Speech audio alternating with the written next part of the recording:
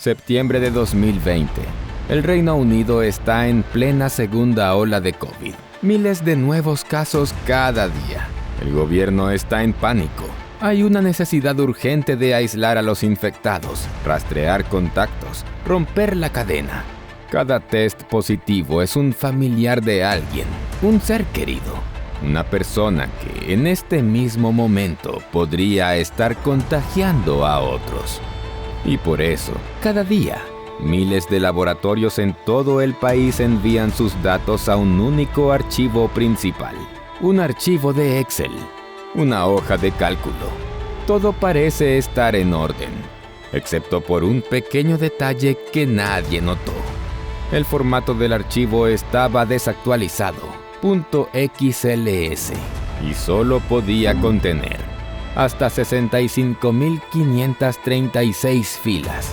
Cada resultado de prueba ocupaba varias filas. En la práctica, una plantilla podía almacenar solo unas 1.400 muestras.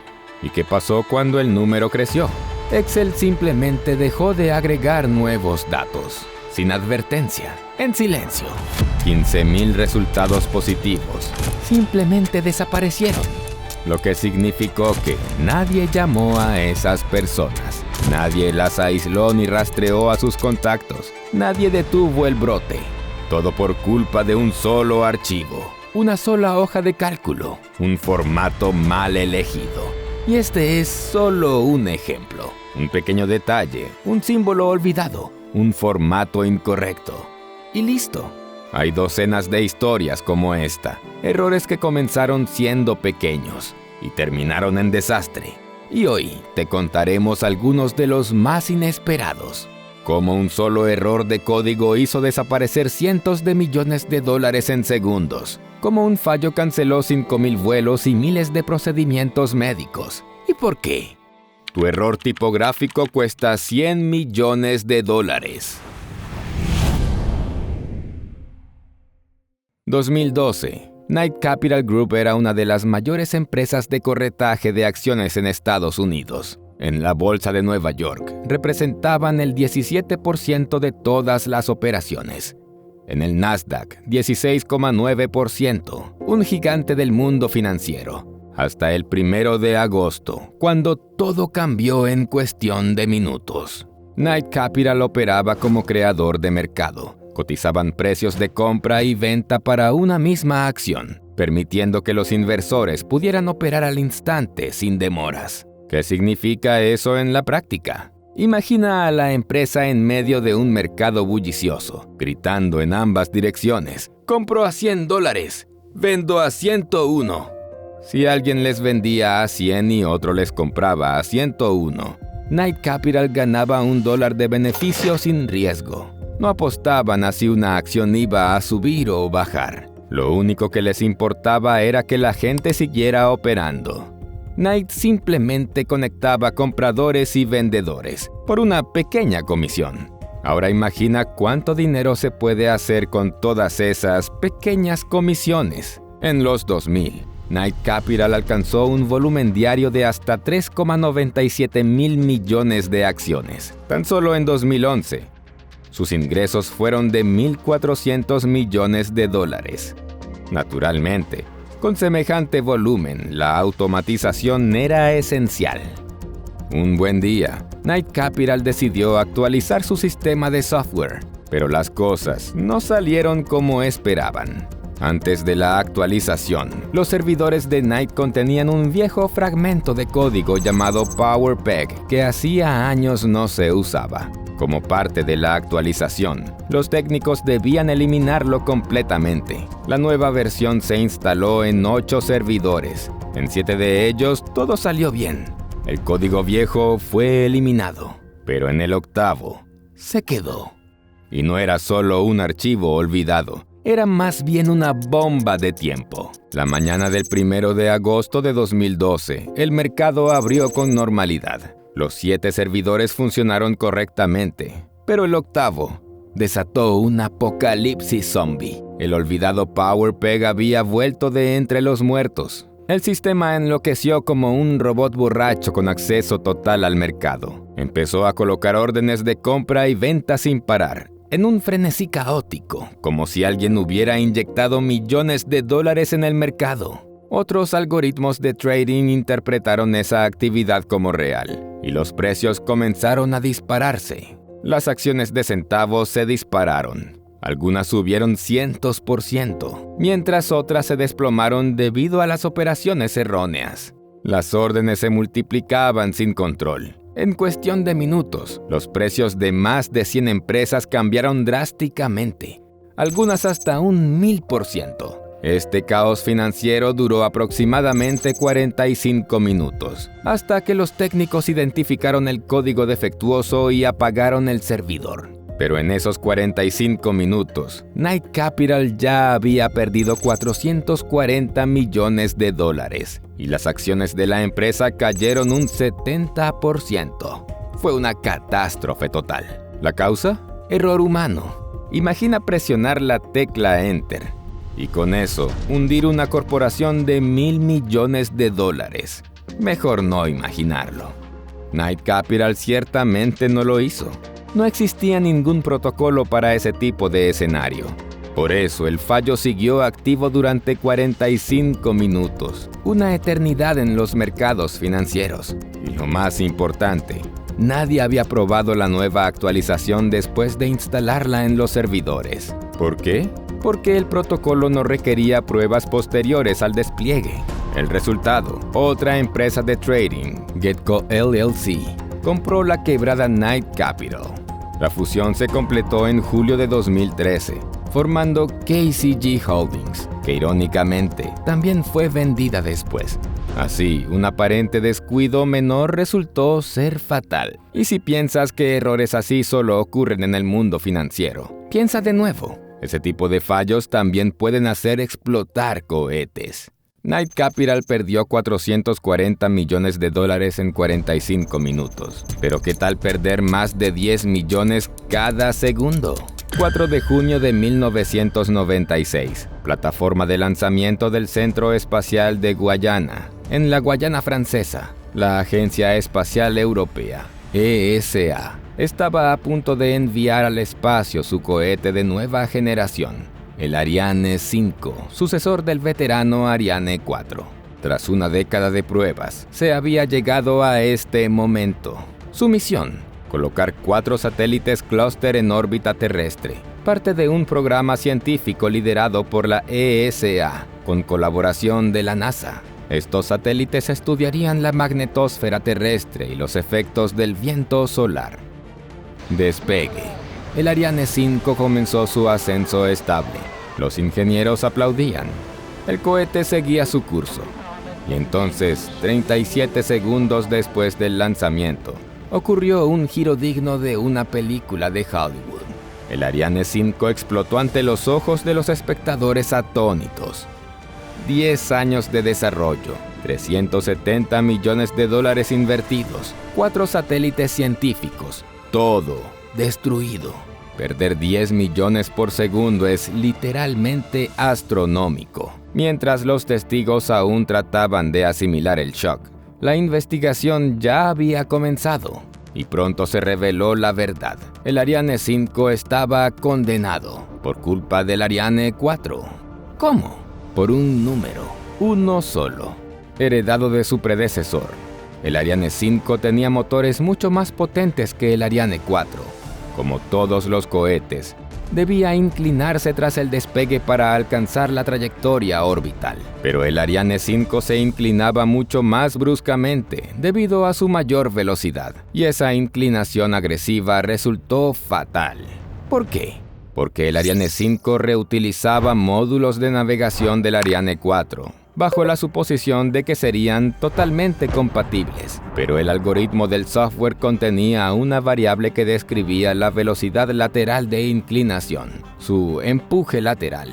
En el Ariane 4, ese valor nunca superaba 32.776, así que todo funcionaba bien. Pero el Ariane 5 superó ese límite, y eso provocó un error crítico. El sistema de navegación se apagó. El sistema de respaldo cometió exactamente el mismo error. Imagina esto. El cohete vuela a miles de kilómetros por hora y de repente ya no sabe dónde está. La computadora empieza a interpretar datos basura como información real. Envía comandos a los motores para que giren en la dirección equivocada. Las toberas se tuercen. El cohete comienza a tambalearse violentamente. El aire impacta contra la estructura en ángulos catastróficos. En segundos, la nave no puede soportar el estrés. Se desintegra en pleno vuelo. El sistema de autodestrucción se activa y pone fin a todo. ¿El resultado? Un fuego artificial espectacular para el público y millones de euros en pérdidas para la ESA. Los satélites Cluster 2 fueron finalmente reconstruidos y lanzados en el año 2000, pero la reputación de la ESA quedó gravemente afectada. Tras este desastre, los lanzamientos del Ariane 5 no se consideraron realmente confiables hasta 2007. Y toda esta avalancha de fallos se desencadenó por nada más que un solo fragmento de código defectuoso. Y el mundo entero lo vio en directo. Y el próximo error histórico. Ese fue detectado por una sola persona entre millones, pero fue suficiente. Imagina que la computadora en la que confía ciegamente podría estar equivocada o podría tener razón. Nadie lo sabe con certeza. Y no estamos hablando de la inteligencia artificial moderna.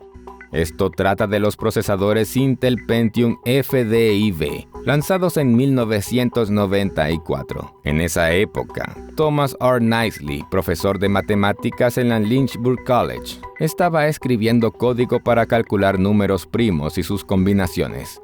Es decir, números divisibles solo por uno y por sí mismos. Naturalmente, la división era una de las operaciones clave en sus cálculos. Usaba un conjunto de computadoras, incluyendo su flamante procesador Pentium. Pero algo extraño ocurrió. Dividió dos números, y el resultado tenía un error en coma flotante. No en la primera cifra, ni en la segunda, en la novena. Parece un fallo menor, ¿no? Pero para un científico, eso es como escuchar una nota desafinada en un violín perfectamente afinado, que salió mal. Dentro del chip Pentium había una instrucción de división incorporada. Para acelerar el proceso, usaba una tabla de búsqueda, una especie de trampa con valores precomputados, para no tener que recalcularlos cada vez. El procesador simplemente consultaba la tabla y decía: listo, aquí está la respuesta. Pero 5 celdas de un total de 2048 estaban mal cargadas. Así que cuando el procesador consultaba una de esas celdas defectuosas, todo se descontrolaba. Era como abrir una tabla de multiplicar y ver que 7 por 8 era igual a 0 en lugar de 56. El procesador confiaba en su trampa para dividir, pero en 5 lugares las respuestas eran erróneas. Un ejemplo simple: 4.195.835 entre 3.145.727. El resultado correcto es 1.33382044491. El resultado del Pentium defectuoso era 1.33373900689. Un error ya en el cuarto decimal. Thomas Knisley informó el problema a Intel. Pero, como dice el refrán, dos pueden guardar un secreto si uno de ellos está muerto. El fallo se filtró a Internet y a los medios, y ahí todo explotó, sobre todo por la respuesta de Intel. Primero, admitieron que ya sabían del bug y que estaban trabajando en arreglarlo. Lo minimizaron, diciendo que el error solo ocurría una vez cada 9 o 10 mil millones de operaciones, prácticamente nunca. En otras palabras, el error era tan raro que se podía ignorar sin problema. ¿A quién afectaría de verdad? ¿Solo a matemáticos o científicos? ¿Y cuántos de ellos estresan tanto a sus procesadores? Bueno, bastó con uno: Thomas Knisley. Luego, Intel anunció que reemplazaría los procesadores, pero solo para quienes demostraran necesitar cálculos de alta precisión. Incluso prometieron verificar individualmente si el bug afectaba a cada usuario. Esto no cayó nada bien. Desató una tormenta de indignación pública. Y tras un informe de CNN, Intel se vio obligada a revertir su decisión. Y tras un informe de CNN, Intel se vio obligada a revertir su decisión. Comenzó a ofrecer reemplazos gratuitos para todos los procesadores afectados. Andy Grove, cofundador de Intel, emitió una disculpa pública. El costo del error, $475 millones. Sí, un solo fallo le costó a Intel casi $500 millón. ¿Y si te dijera que un solo carácter faltante costó 18 millones? Una vez más, una plataforma de lanzamiento, un cohete, una cuenta regresiva. Y luego, algo salió mal. Pero esta vez el problema vino de la misma NASA, y la razón fue tan absurda que cuesta creerla. Al programa le faltaba un solo carácter. Volvamos a finales de los años 50 y principios de los 60. La Guerra Fría estaba en su punto máximo. En 1957, la Unión Soviética lanzó el primer satélite en órbita terrestre y, al mismo tiempo, dio inicio a la carrera espacial. Dos superpotencias, la Unión de Repúblicas Socialistas Soviéticas y los Estados Unidos, competían desesperadamente por superarse en la exploración espacial. Cada una quería demostrar que su tecnología era superior y que sus cohetes eran más precisos. Cada año trae un nuevo logro. Satélites en órbita, los primeros animales en el espacio, y luego satélites alcanzando la Luna. El vuelo espacial tripulado sigue siendo un sueño. Pero si podemos enviar una nave a la Luna, ¿por qué no a otros planetas? La NASA eligió Venus como primer objetivo. Primero, porque está relativamente cerca, y segundo, porque en ese momento estaba muy poco explorado. Así, la agencia lanza el programa Mariner y construye su primera sonda, Mariner 1. Su misión, recopilar datos básicos sobre la temperatura y el campo magnético de Venus. 22 de julio de 1962, un cohete Atlas Agena despega desde el complejo de lanzamiento 12 en Cabo Cañaveral, llevando a bordo la Mariner 1. El ascenso transcurre sin problemas, hasta el momento en que debe separarse la primera etapa. El control en tierra pierde contacto abruptamente. Ahora bien, el cohete estaba diseñado para seguir su trayectoria basándose en las últimas instrucciones recibidas en caso de pérdida de señal. Así que todos esperaban que se mantuvieran en curso. Pero de repente, el cohete se desvió hacia la izquierda, giró boca abajo, con las boquillas apuntando al cielo, y comenzó a zigzaguear descontroladamente. En resumen, enloqueció por completo. Para colmo, el cohete fuera de control podía estrellarse en las rutas marítimas transatlánticas, donde había mucho tráfico. El oficial de seguridad de rango de la NASA tomó una decisión difícil: destruir el cohete en pleno vuelo. Luego vino la investigación, y ahí descubrieron lo que el escritor Arthur C. Clarke más tarde llamaría el guión más caro de la historia. Aunque técnicamente no era un guión, era un macrón, una pequeña barra superior que había sido omitida. Ese signo le indicaba a la computadora que la desviación de la trayectoria era mínima. Es decir, algo así como: tranquilo, ignora los pequeños errores de la antena, sigue volando. Sin esa barra, el programa interpretó cada mínima oscilación de la antena como un error catastrófico y condenó al cohete. Pero todavía quedaba un misterio. El vehículo Atlas ya se había usado antes, con el mismo software, porque ese vuelo sí había funcionado. En un informe de 1985, el representante de la NASA, Orrin Nix, lo aclaró. El guión ya faltaba en los vuelos exitosos anteriores del Atlas, pero esa parte de la ecuación no había sido necesaria, ya que no hubo fallos en la guía por radio. En resumen, el primer intento estadounidense de una misión interplanetaria fracasó por un solo carácter faltante. Costo del error, $18,5 millones. Y si piensas que este fue el error más ridículo en la historia espacial, espera a escuchar el resto de la historia. A veces una misión exige enormes cantidades de tiempo, dinero y esfuerzo, solo para fracasar desde el principio. Pero es todavía peor cuando estás tan cerca del éxito y de repente, ¡bam!, ocurre algo verdaderamente ridículo. En 1999, la NASA puso la mirada en su vecino planetario. Lanzó la misión Mars Surveyor 98, enviando al Mars Climate Orbiter, MCO, hacia el planeta rojo. Era una sonda espacial robótica cuya misión era estudiar el clima y las condiciones atmosféricas de Marte, medir temperaturas y buscar evidencia de antiguos cambios climáticos. En resumen, cualquier cosa que pudiera revelar si alguna vez existió vida allí. El 11 de diciembre de 1998, el MCO despegó sin problemas, y 9 meses después llegó a Marte igual de suavemente. El 23 de septiembre de 1999, el satélite encendió sus propulsores para frenar e ingresar en una órbita elíptica, tal como estaba previsto.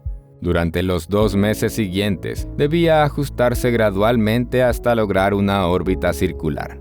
Pero apenas 5 minutos después de iniciar el frenado, el MCO se escondió detrás de Marte. Nadie lo volvió a ver.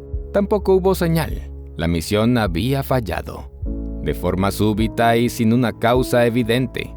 Pero por supuesto había una causa. Y sí, otra vez se reducía a un error humano. Solo que, esta vez, la magnitud de lo absurdo era difícil de creer. Esto fue lo que pasó. La nave fue desarrollada por 2 contratistas de la NASA, el Jet Propulsion Laboratory, JPL, y Lockheed Martin. JPL trabajaba con el sistema métrico Newtons, mientras que Lockheed Martin usaba unidades imperiales, específicamente libras-fuerza. Para aclarar, una libra-fuerza equivale a unos 4,5 newtons. Ahora imagina lo que implica esa diferencia para el software de control de empuje de una nave espacial. El software interno estaba programado en newtons, pero los comandos enviados desde tierra estaban calculados en libras-fuerza. Como resultado, la sonda voló casi 2 veces más baja de lo previsto. Probablemente se quemó en la atmósfera más densa o chocó contra la superficie. Los $193 millones invertidos en la misión desaparecieron, de golpe y de manera absurda. El administrador asociado de ciencia espacial de la NASA, Edward Wheeler, comentó después: "El problema no fue el error en sí, fue la falla de la ingeniería de sistemas de la NASA y de nuestros procesos de control y verificación para detectarlo. Por eso perdimos la nave. Y también seamos honestos, porque nadie se detuvo a preguntar la pregunta más básica: ¿estamos usando las mismas unidades?". Desafortunadamente, la segunda nave de la misión Mars Surveyor 98, el Mars Polar Lander, que debía estudiar el suelo marciano, también se estrelló por causas no del todo claras. En definitiva, toda la misión de exploración colapsó, pero la NASA aprendió. En 2007, la agencia adoptó por completo el sistema métrico para todas sus operaciones. Porque, por muy seria que sea una organización, por impecable que sea su reputación, nadie está libre de cometer errores. Y el siguiente fracaso demuestra exactamente eso. Puedes ser un gigante de la industria, puedes revisar cada pieza 3 veces, pero nada de eso te salva si te equivocas por 2 micras. El costo $500 millón. Y este no fue solo un fracaso, fue una pesadilla. A 550 kilómetros sobre la Tierra. Estamos hablando del Hubble, el ícono de la exploración espacial. Incluso las personas que no pueden distinguir Júpiter de Venus han oído hablar de él. Pero, ¿sabías que un pequeño defecto casi lo priva de su función más importante? El telescopio espacial Hubble es realmente legendario. Está en el espacio desde 1990. Y la lista de descubrimientos y datos que ha aportado a la ciencia es prácticamente interminable. Pero volvamos por un momento al año de su lanzamiento. Después de una serie de retrasos y complicaciones, el transbordador espacial Discovery finalmente colocó al Hubble en órbita. Todo salió bien y pronto el telescopio empezó a enviar sus primeras imágenes a la Tierra. Y fue entonces cuando los científicos recibieron una desagradable sorpresa. En lugar de las imágenes nítidas y cristalinas que esperaban, el telescopio devolvió fotografías que parecían lo que vería una persona miope sin sus anteojos, borrosas y fuera de foco. Tras analizar las imágenes, identificaron el problema. El espejo principal del Hubble no tenía arañazos, no estaba roto, pero sí tenía un defecto en su forma. Y eso que este espejo debía ser uno de los más precisamente fabricados de la historia. Sin embargo, sus bordes exteriores eran apenas demasiado planos. ¿Qué tanto es demasiado? Solo 2 micras. Eso es 100 veces más delgado que un cabello humano. Y aún así, el impacto fue como si alguien hubiera destrozado el espejo con un mazo. La luz proveniente del centro y de los bordes del espejo se enfocaba en distintos puntos. El resultado: imágenes borrosas, un fenómeno conocido como aberración esférica. El contratista óptico Perkin Elmer, encargado de fabricar el espejo, había cometido un error crítico. Entonces, ¿qué podía hacer la NASA? ¿Traer el telescopio de vuelta a la Tierra? ¿Conformarse con las imágenes de mala calidad? Ninguna de las dos opciones era viable. Una era demasiado costosa y la otra poco productiva. Solo quedaba una solución. Si el telescopio no podía ver bien, ¿por qué no darle un par de anteojos? Y eso fue exactamente lo que hizo la NASA. Desarrollaron un sistema correctivo llamado COSTAR, diseñado para compensar el defecto óptico. La primera misión de mantenimiento del Hubble tenía como objetivo instalarlo. Diciembre de 1993. El transbordador espacial Endeavour se aproximó al Hubble. Durante 5 caminatas espaciales, los astronautas realizaron una completa operación quirúrgica en el telescopio. Actualizaron herramientas, instalaron una nueva cámara y colocaron el módulo COSTAR. Finalmente, el Hubble logró un enfoque nítido y obtuvo una segunda vida. Para 2002, todos los instrumentos que requerían soporte de COSTAR fueron reemplazados por versiones mejoradas con corrección incorporada. Y en 2009, la unidad COSTAR fue devuelta a la Tierra. Desde entonces, el Hubble ha volado sin anteojos. Al final, ese defecto de 2 micras en el espejo, causado por un contratista descuidado, le costó a la NASA $500 millones solucionarlo. Pero, como un héroe al final de una película, el Hubble se recuperó y comenzó a mostrarnos las estrellas como nunca antes. Y eso, al menos, puede considerarse un final feliz. Pero el siguiente error técnico, esta vez de otra empresa muy conocida, costaría mucho más. Imagina esto: $5,000 millones perdidos por un error que nadie pudo corregir. ¿Qué fue exactamente lo que salió mal? Imagina esto: estás desayunando, o yendo al trabajo, o subiendo a un avión. Suena tu teléfono.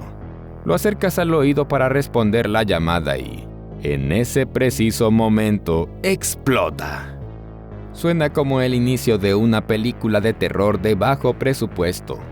Pero en 2016 esto se volvió realidad para cientos de dueños de Samsung Galaxy Note 7. Y sin embargo, todo había comenzado con grandes expectativas. El 19 de agosto de 2016, Samsung lanzó su más reciente dispositivo insignia. El flamante Galaxy Note 7 se veía increíble. Parecía tenerlo todo, incluso tecnología de escaneo de iris. La demanda fue fuerte desde el primer día, y los teléfonos se vendían como pan caliente. Pero el 2 de septiembre, Samsung suspendió abruptamente las ventas del Galaxy Note 7. Comenzaban a llegar reportes alarmantes de usuarios. Los teléfonos se incendiaban espontáneamente o incluso explotaban, sin motivo aparente. La situación escaló rápidamente. la Administración Federal de Aviación, FAA, emitió una advertencia oficial. Los pasajeros tenían prohibido encender estos teléfonos a bordo de los aviones. En todo el mundo comenzaron a aparecer manuales y boletines de seguridad sobre el uso de estos dispositivos. Mientras tanto, dentro de Samsung, los ingenieros trabajaban contrarreloj para descubrir qué había salido tan catastróficamente mal. Y encontraron la respuesta. ¿Cuál es la parte más propensa a incendiarse en un teléfono inteligente? Naturalmente, su corazón, la batería. Pero en condiciones normales habría que maltratar mucho el dispositivo para dañarla. En este caso, sin embargo, la propia batería tenía un defecto de fabricación. Un diminuto fallo causaba cortocircuitos internos entre los electrodos. Samsung, cuidando su reputación, actuó de inmediato. Retiró del mercado el lote defectuoso. Lanzó una actualización de software para limitar la carga de los teléfonos afectados. Cambió de proveedor de baterías y relanzó el Galaxy Note 7 con nuevas baterías. El empaque de estos modelos revisados indicaba claramente que eran seguros. Y lo eran. O eso parecía. Hasta que empezaron a explotar también. Parece una broma, pero fue una dura realidad. Nuevo proveedor, nuevas baterías, mismo riesgo de incendio. Esta vez, el problema era un defecto de soldadura en las nuevas baterías, y nuevamente, eso provocaba cortocircuitos. Al darse cuenta de que el problema con las baterías ya no tenía solución, Samsung decidió detener por completo la producción y las ventas del desafortunado modelo. Luego tomó un tiempo recolectar y desechar de manera segura los dispositivos peligrosos. El resultado, el tercer trimestre de 2016 fue una pesadilla para Samsung. Las ganancias cayeron en un tercio y las pérdidas totales alcanzaron la asombrosa cifra de $5.000 millones. Y justo cuando Samsung estaba ocupada apagando incendios, literalmente, una nueva catástrofe comenzaba a gestarse silenciosamente en otro rincón del mundo tecnológico. Esta vez, el culpable no era una batería, sino una vulnerabilidad de seguridad que el gigante Microsoft o bien no notó o decidió ignorar. El 12 de mayo de 2017, miles de personas en todo el mundo encendieron sus computadoras y de repente se encontraron en una especie de versión digital de la llamada. Un mensaje escalofriante apareció en la pantalla. Tus archivos han sido encriptados. Para recuperarlos, había que pagar un rescate, $300 en Bitcoin, y solo tenías 3 días para hacerlo. Este fue el trabajo de WannaCry, un ransomware, virus de secuestro digital, que escaneaba Internet en busca de computadoras vulnerables. Se infiltraba en ellas y encriptaba todo lo que encontraba. Luego, como un auténtico extorsionador, mostraba una nota exigiendo el rescate. En apenas un día, WannaCry se propagó como una plaga digital, infectando más de 200.000 computadoras en más de 150 países. Y no se trataba solo de dispositivos personales, hospitales, universidades, aerolíneas e incluso gobiernos de 4 estados de la India se vieron afectados. Resultó que el 98% de las computadoras infectadas usaban Windows 7. A pesar de las advertencias globales de no pagar, muchas víctimas lo hicieron. En total, los atacantes obtuvieron más de $130.000 en Bitcoin al cambio de 2017. A valores actuales, esa cifra equivaldría a millones de dólares. ¿Quién sabe cuánto habría durado el caos cibernético? Si no fuera porque, unas horas después del brote, ¿quién sabe cuánto habría durado el caos cibernético? Si no fuera porque, unas horas después del brote, apareció un héroe inesperado. Su nombre era Marcus Hutchins, un investigador británico en ciberseguridad. Mientras analizaba el virus, Marcus notó algo extraño en el código. Antes de lanzar su ataque, el virus intentaba conectarse a un sitio web con un nombre absurdo. Algo como: si el sitio no respondía, el virus comenzaba a encriptar archivos. Pero si se respondía, el virus se detenía. Ese interruptor de apagado, kill switch, era probablemente una medida de emergencia que los creadores incluyeron por si el brote se descontrolaba. Pero las cosas no salieron como ellos esperaban. Al ver ese dominio extraño, Marcus simplemente registró el sitio web. Y así, de un momento a otro, la epidemia se detuvo. Entonces, ¿cómo logró el virus infiltrarse tan fácilmente en los sistemas de Microsoft Windows? La causa raíz fue una vulnerabilidad en el sistema operativo que permitía a los atacantes acceder a cualquier computadora conectada a Internet. Y aquí viene el giro. La Agencia de Seguridad Nacional de Estados Unidos, NSA, ya conocía esa falla, pero no se la había informado a Microsoft, porque planeaban explotarla en sus futuras operaciones de espionaje cibernético. De hecho, la NSA había desarrollado una herramienta llamada Eternal Blue para aprovecharla. Un mes antes del ataque, un grupo de hackers llamado The Shadow Brokers robó Eternal Blue de la NSA, la transformaron en un arma digital y la usaron para lanzar WannaCry. El mundo informático quedó en shock. Quedó dolorosamente claro lo vulnerables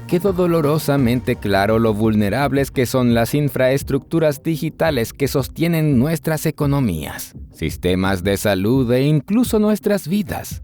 La NSA recibió una ola de críticas por haber guardado silencio. Pero eso fue solo el prólogo, porque el siguiente gran fallo provino de una empresa que se suponía debía protegernos de ataques como ese. CrowdStrike, un nombre antes sinónimo de ciberseguridad. Analizan amenazas, combaten virus y previenen fallos de sistema. Pero el 19 de julio de 2024 ocurrió lo impensable. Imagina esto. Enciendes tu computadora y aparece la pantalla azul de la muerte. Así, sin motivo aparente. Ahora imagina millones de computadoras haciendo exactamente lo mismo. Los sistemas se cayeron por todas partes. En hoteles, aeropuertos, bancos, hospitales, tiendas y organismos gubernamentales. Nada funcionaba. El equipo no respondía. Se negaba a encender. La gente sentía que había entrado en una pesadilla distópica y el pánico comenzaba a extenderse. El fallo fue descrito como histórico en escala. El mundo, literalmente, se detuvo. Y el culpable, CrowdStrike. Sus intenciones eran buenas, pero el resultado, no tanto.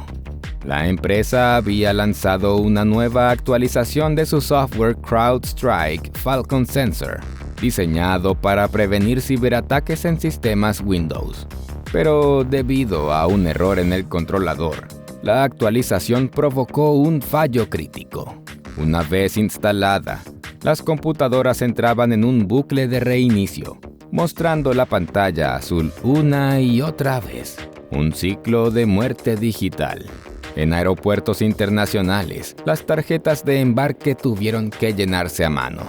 El equipo médico se volvió inservible. No se podían hacer pedidos en línea, programar entregas ni pagar con tarjeta de crédito. En resumen, un colapso total. Cuando CrowdStrike entendió lo ocurrido, informó rápidamente cómo solucionarlo, pero la recuperación fue lenta y complicada. En muchas empresas, las computadoras tenían activado el cifrado del disco BitLocker de Windows. Para reiniciarlas, había que ingresar una clave de recuperación de 48 dígitos. ¿Y si esa clave estaba guardada en un servidor que también había colapsado? Por supuesto, la dirección de CrowdStrike pidió disculpas públicamente, pero las consecuencias fueron colosales. Se estima que la actualización defectuosa afectó a 8,5 millones de dispositivos. El daño financiero global causado por la caída se calculó en hasta $10,000 millones. Sí, incluso las empresas dedicadas a defendernos de las amenazas cibernéticas pueden cometer errores de software que cuestan fortunas astronómicas. Pero ahora la pregunta es, ¿qué hay de ti? Todos nos hemos topado con esto alguna vez. Es un producto de la era digital y una herramienta perfecta para los estafadores. Imagina que intentas entrar a un sitio web conocido como YouTube o Facebook. Escribes la dirección, presionas Enter y algo se siente raro. El diseño no es el mismo. La página parece sospechosa. Estás frente a un sitio de phishing mal hecho, pero peligroso. Miras la URL. Parece correcta. Casi. Pero ahí está. Una letra de más o una de menos. Parece inofensivo, ¿verdad? Pero ya es demasiado tarde. En el mejor de los casos, empezarás a recibir ventanas emergentes sin sentido. En el peor, tus datos serán robados antes de que te des cuenta. Acabas de caer víctima del typosquatting, una estafa basada en nombres de dominio que imitan sitios populares aprovechando errores tipográficos. Algunas de estas páginas son relativamente inofensivas. Se benefician de las visitas accidentales para generar ingresos por publicidad. Pero otras son altamente peligrosas, ya que imitan de forma convincente a marcas legítimas. Las cosas pueden salir muy mal si un usuario, sin notarlo, ingresa sus credenciales de inicio de sesión, o peor aún, los datos de su tarjeta de crédito, creyendo que está en el sitio real. Y en muchos casos, basta con visitar la página para que tu dispositivo se infecte con malware. Cuando finalmente te das cuenta del error, ya es demasiado tarde, y las pérdidas pueden ser graves. En 2009, el typosquatting se volvió especialmente común en sitios web cameruneses. El dominio del país, .cm, difiere solo en una letra del global.com. Uno de cada 3 sitios .cm era una versión falsa de un sitio .com popular. Se ha pedido que este tipo de prácticas sean castigadas penalmente, pero probar la intención maliciosa y no una simple coincidencia es complicado.